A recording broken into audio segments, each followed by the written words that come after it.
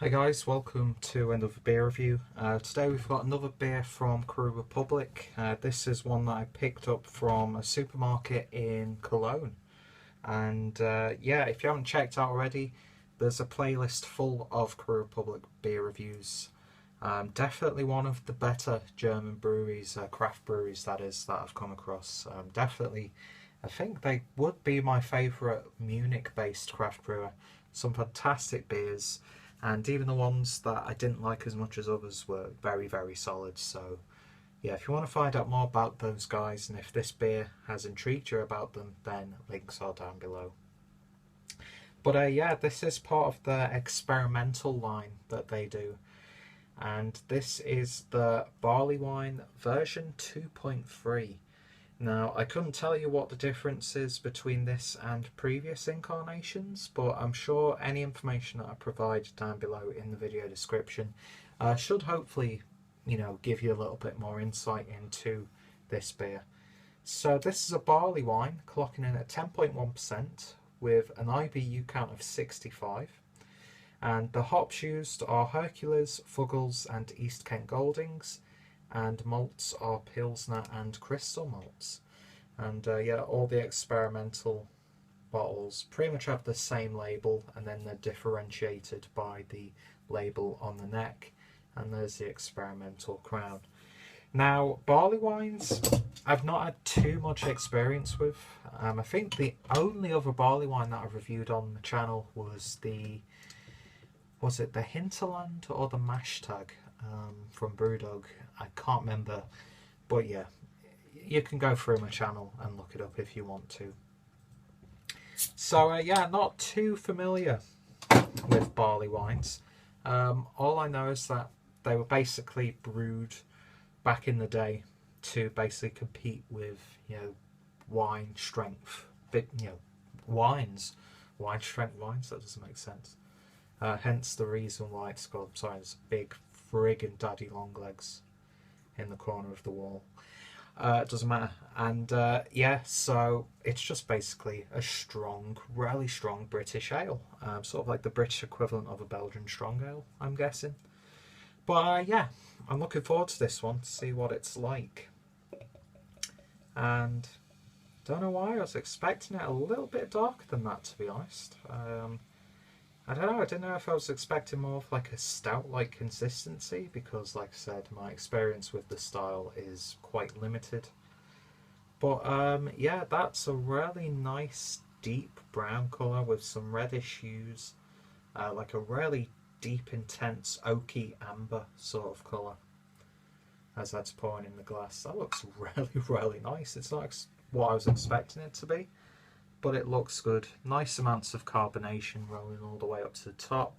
Finger is about half a finger's worth. Head is about half a finger's worth. Slightly tan coloured. And if you hold it up to the light, it's got, I don't know, it's sort of like got this reddy, orangey, browny sort of colour to it. Got actually a nice bit of clarity to it. There may be some haze in there. I mean, you can, when you hold it up to the light, it is a tiny bit hazy, but you can see through it. But yeah, it looks really nice so far. Doesn't look like a 10 plus ABV beer to me. But again, yeah, limited experience with the style, and I've got another German brewed barley wine going to be coming up whenever I get around to uploading it. But yeah, looks good, looks rich and inviting. Let's give it a sniff. And it's got this sort of like a boozy sort of berry sort of aroma, like sort of like rum soaked dates, that sort of thing. Curranty. It's got like a sort of golden syrup treacle sort of aroma as well. Got a slight peatiness about it, slight smokiness. It's not overwhelming, but it's got a certain level of intensity about it on the aroma. Definitely smells like a really indulgent, rich, boozy sort of beer. But the alcohol isn't stinging the nostrils. It's not like a an alcohol smell per se. It's almost like a sort of like a fruity rum, fruity sort of bourbon sort of thing. And then that little bit of woodiness comes in and it just smells really damn good. Yeah, let's get into this one. Cheers.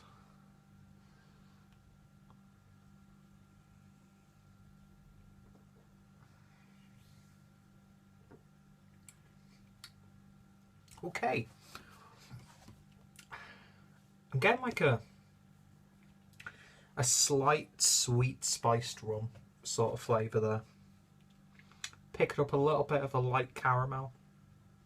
A little bit of brown sugar in there as well.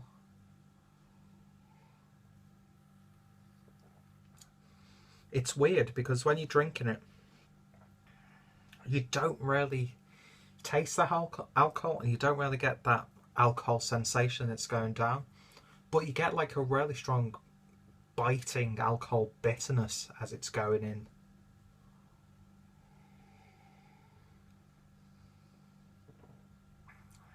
It's like got this dense sort of fruitiness about it.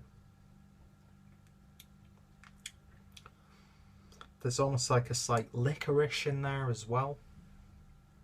Maybe a slight hint of dandelion and burdock. A little bit of like a dark honey in there as well. Syrupy. It's actually got a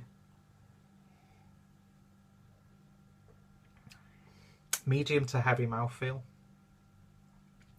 but then it becomes more syrupy on the palate, on the tongue, and then you get this really nice sort of like oaty, sweety, ready brek sort of flavour right on the back end. It's really nice. It's like it changes as it's going through your palate.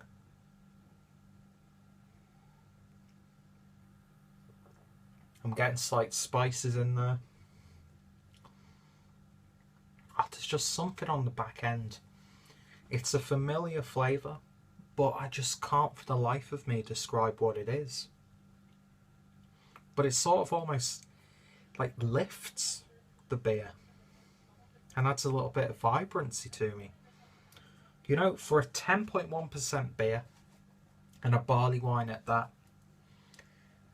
it's really quite surprising how not very heavy, both in terms of mouthfeel and on the gut, this is. The only reason why you would take your time with this one, I mean, actually it's a 10.1% beer. You've got that in the back of your mind anyway. Definitely, you know, last beer of the night. That sort of thing. Nicely carbonated as well, so it doesn't become too syrupy on the mouthfeel, too heavy. But yeah, that is deceptively drinkable. That is something else, seriously. It's just this like slight brown sugar sweetness to it. Yeah, that's just a really, really nice bit. This is not anywhere near as what I was expecting it to be. I was expecting this like really dense, slightly overwhelming with the alcohol sort of beer. There's a very slight sweet smokiness though. It's like a sort of like a sweet barbecue sauce. It's very, very strange, in a very, very good way. I don't think I've tasted anything quite like this one.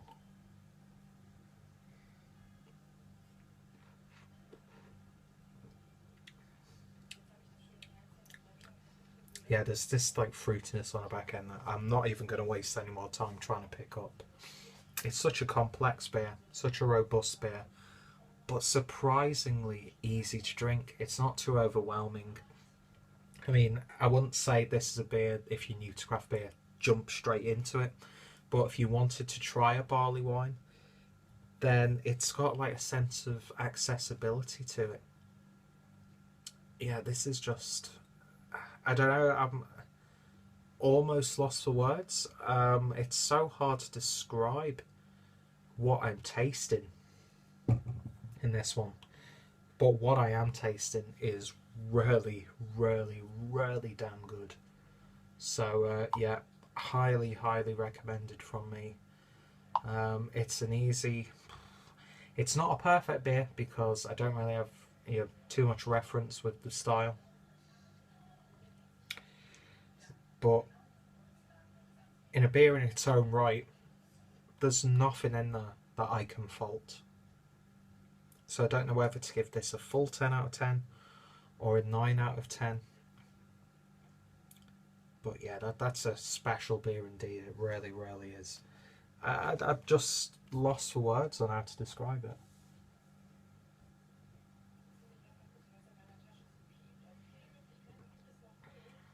It's like nuttiness as well. Oh, that flavour on the back end, that's going to bug the shit out of me. And I know as soon as I'm going to end this review, I'll take another sip and then it'll come to me instantly. But yeah, that is a really, really nice beer indeed. There's no way a 10.1% ABV beer should taste or feel like that. They've done a great job of masking that alcohol content. It's that strength of flavour that's going to make you savour it more than the sensation of the alcohol itself, which is both a good and bad thing because you could really get carried away on this beer. I'm sure much more experienced palates, if in a blind taste test, would instantly describe this as a barley wine. But to me, it's like a dessert beer almost. It's rich, inviting, but not too heavy, not too dense. The perfect beer to end the night on. And yeah, it's one of those beers where it'd do really well at a bottle share in like a 750, 660ml bottle. And yeah, it's got best before date of the 20th of the 4th, 2018. I think aging this one would be very, very interesting. And yeah, at 2.3, I'm not too sure what they did to previous incarnations, but this is really damn good. Really, really damn good. Anyway, it's another really long review from me. Apologies about that one. But yeah, another high quality beer from Crew Republic. My favourite has been the double IPA, but that's because I'm a double IPA, well, an IPA person in general. But yeah, this is a very, very close second. It's just, I don't know what else I can say. It's a fantastic beer. Definitely give it a go if you get the opportunity to. And if you have tried some of the previous incarnations of the Crew Republic barley wine, let me know your thoughts and opinions. If you tried this one, let me know your thoughts and opinions. And if you've tried any Crew Republic beers in general, then I'd love to hear your feedback. A very, very intriguing brewery indeed. I've drank a fair few of their beers at this point and I've enjoyed pretty much every one. So there's that real refreshing level of consistency with this brewery. So yeah, I don't know, it's just amazing how something of this ABV could be so damn drinkable.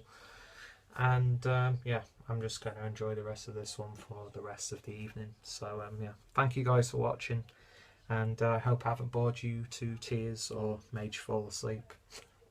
See you later, guys.